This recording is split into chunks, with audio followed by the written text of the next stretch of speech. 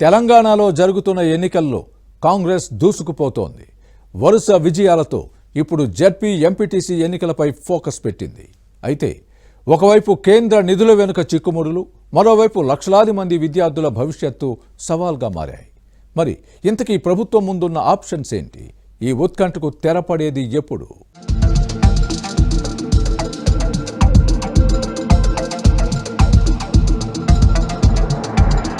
తెలంగాణలో జరుగుతున్న ఎన్నికల్లో వరుసగా విజయాలు సాధిస్తోన్న కాంగ్రెస్ ఇప్పుడిక జెడ్పీ ఎంపీటీసీ ఎన్నికలపైన దృష్టి సారించింది.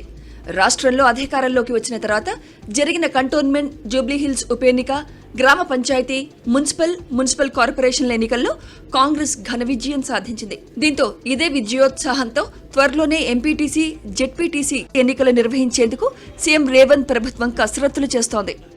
గతంలో జీహెచ్ఎంసీ ఎన్నికల్లో బీఆర్ఎస్ సత్తా చాటింది. ఈసారి ఎలాగైనా బల్దియాపై కాంగ్రెస్ జెండా ఎగరవేయాలని సీఎం రేవంత్ భావిస్తున్నట్టు తెలుస్తోంది. అందుకే ఇప్పటి నుంచే తీవ్ర కసరత్తు చేస్తున్నట్టు సమాచారం. అయితే గ్రేటర్ హైదరాబాద్ కార్పొరేషన్ను 3 నగరపాలక సంస్థలుగా విభజించారు. సైబరాబాద్, మల్కాజ్గిరి, హైదరాబాద్ కార్పొరేషన్లుగా విభజించారు. ఇప్పటికే జీహెచ్ఎంసీ పాలకవర్గం ముగియడంతో స్పెషల్ ఆఫీసర్ల పాలన కొనసాగుతోంది. ఈ క్రమంలోనే మంత్రులకు మరోసారి కొత్త టాస్క్ ఇచ్చేలా సీఎం రేవంత్ ప్రణాళికలు రచిస్తున్నట్లు తెలుస్తోంది.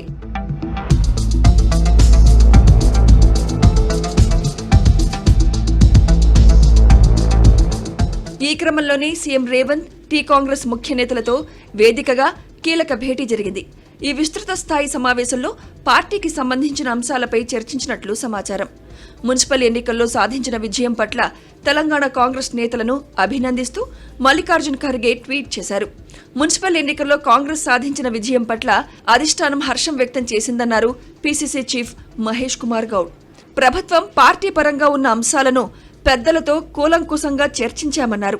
వచ్చే నెలలో నామినేటెడ్ పదవులను, పార్టీ పదవులను భర్తీ చేస్తామని వెల్లడించారు. 6 గ్యారంటీలు అమలు చేసిన తర్వాతే ఎన్నికలకు వెళ్తామని, కేసీఆర్ల హామీలను ఎగ్గొట్టబోమన్నారు Mahesh Kumar Goud. Municipalities, municipal corporation ఎన్నికల్లో సాధించిన విజయాలపై వారు రివ్యూ చేసి ముఖ్యమంత్రితో పాటు కేబినెట్, పీసీసీ కార్యవర్గాన్ని ఖర్గే గారు, రాహుల్ గాంధీ గారు అభినందించినారు. 6 గ్యారంటీలో మెజారిటీ అంశాలు ప్రజలకు అందుతూ ఉన్నాయి. 8 లక్షల కోట్ల అప్పు మన ఎత్తిన పెట్టిపోయినప్పటికీ కూడా మా మంత్రివర్గ సభ్యులు చాలా చాకచక్యంగా ఉన్నదాన్ని అడ్జస్ట్ చేసుకొని ప్రజలకు ఇవ్వాల్సిన ఇస్తూ ఉన్నారు. కేసీఆర్ లాగా ఖర్చీఫ్ను వదిలేసేది ఉండదు. ఇచ్చిన 6 అంశాల మెజారిటీ అంశాలు ఇప్పటికే ఇస్తూ ఉన్నాం. ఇంకా దాదాపు 3 సంవత్సరాలు మాకు సమయం ఉంది. ఇవన్నీ ఇస్తాం. 3 సంవత్సరాల తర్వాత శబాషి అనిపించుకుని మళ్ళీ అధికారులకు మేమే వస్తాం. అయితే ఎన్నికల నిర్వహణ విషయంలో తెలంగాణ ప్రభుత్వం తర్జన భర్జన పడుతోంది. కేంద్ర ఆర్థిక సంఘం నేరుగా స్థానిక సంస్థలకిచ్చే నిధులపై నీళ్లు కమ్ముకున్నాయి. మార్చి 15 లోపు ఎన్నికలు పూర్తి చేసి పాలక మండళ్లను ఏర్పాటు చేయకపోతే కేంద్రం నుంచి రావాల్సిన 450 కోట్ల రూపాయల నిధులు వెనక్కి వెళ్లిపోయే ప్రమాదం పొంచి ఉంది.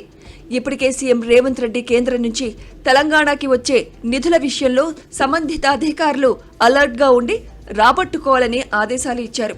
ఈ నేపథ్యంలో పరిషత్ ఎన్నికలపై ఆసక్తి నెలకొంది. గ్రామీణ అభివృద్ధి పనులు, రోడ్లు, డ్రైనేజీలు, మౌలిక వసతుల కల్పన ప్రాజెక్టులకు ఫైనాన్స్ కమిషన్ నిధులే ప్రధాన ఆధారం. ఎన్నికలు జరగకపోతే రావాల్సిన 450 కోట్ల నిధులు నిలిచిపోవచ్చు. దీంతో ఆర్థిక భారం తెలంగాణ భుజానపై పడే ప్రమాదం ఉంది. ఫిబ్రవరి చివరిలో 10th ప్రీ ఫైనల్స్, ఆ వెంటనే మార్చి 14 నుంచి ఏప్రిల్ 16 వరకు ప్రధాన పరీక్షలున్నాయి. ఇక ఫిబ్రవరి 25 నుంచి మార్చి 18 వరకు ఇంటర్ పరీక్షలున్నాయి. ఒకవేళ ఎన్నికలు పెట్టాలనుకుంటే మార్చి 15 లోపు ప్రక్రియ ముగియాలి. అంటే పరీక్షల మధ్యలోనే పోలింగ్ నిర్వహించాల్సి ఉంటుంది. ఒకవైపు విద్యార్థుల భవిష్యత్తు విషయాన్ని దృష్టిలో పెట్టుకుని ప్రభుత్వం వెనక్కి తగ్గుతుందా, కేంద్రం నిధుల కోసం ఎన్నికల వైపు అడుగులు వేస్తుందా అన్నదే ఇప్పుడు $1 మిలియన్ ప్రశ్న.